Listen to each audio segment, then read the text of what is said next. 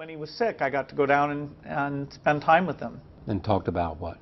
Oh, about what we'd learned, about families, anything. It's subtle, you almost miss it. For me, it seemed to be a little glimpse, you know, a little window into what must have been a very complex relationship. Well, clearly it was. They were competitors, and they also respected each other. And at the same time, they understood each other's flaws. Clearly that's true. You know, but, you know, Bill can't look to many people and say they've achieved as much as I have, you know. And the fact that Steve reached out to Bill, or Bill reached out to Steve when they knew Steve was dying, says something about both of them. Must have been tough.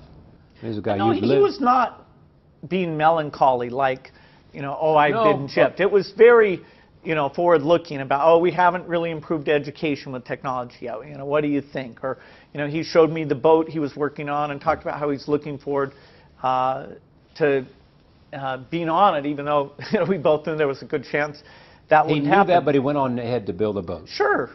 You know, thinking about your potential mortality isn't very constructive.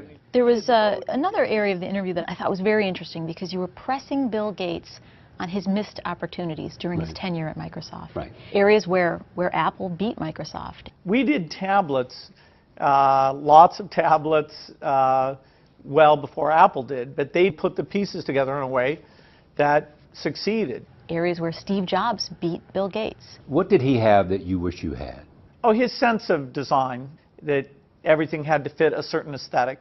The fact that he, with this little engineering background as he had, you know, it shows that design can lead you in a good direction. And so phenomenal products came out of it. He knew about brand, I mean, in very positive sense. He understood, he had an intuitive sense for marketing that was amazing. It's not the first time you've interviewed this man, I understand. Welcome to the broadcast.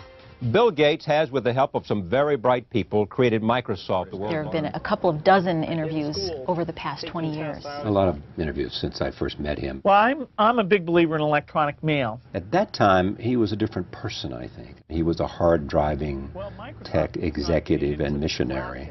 Candidly, you think Apple will survive? I think, like all technology companies, they don't have a guaranteed future.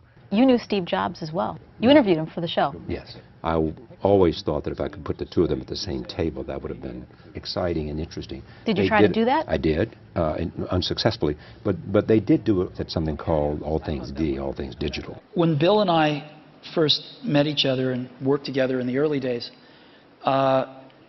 generally, we were both the youngest guys in the room, right, individually or together. I'm about 6 months older than he is, but roughly the same age.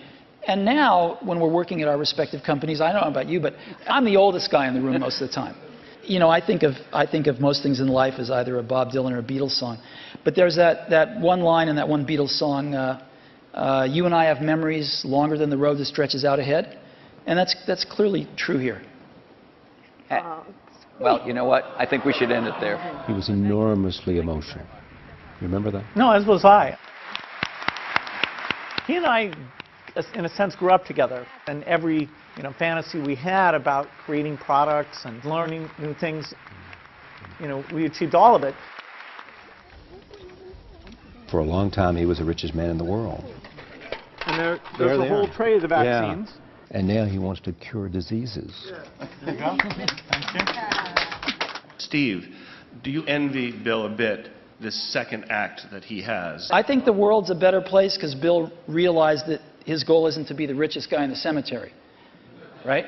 That's a good thing. Steve has not done or did not do in philanthropy what Bill has done. And some will suggest that Bill will be long remembered for his philanthropy when people have perhaps forgotten about Microsoft. Steve didn't have time to do that. We'd had a few times where we were planning to get together, and he told you a great story about a canceled dinner.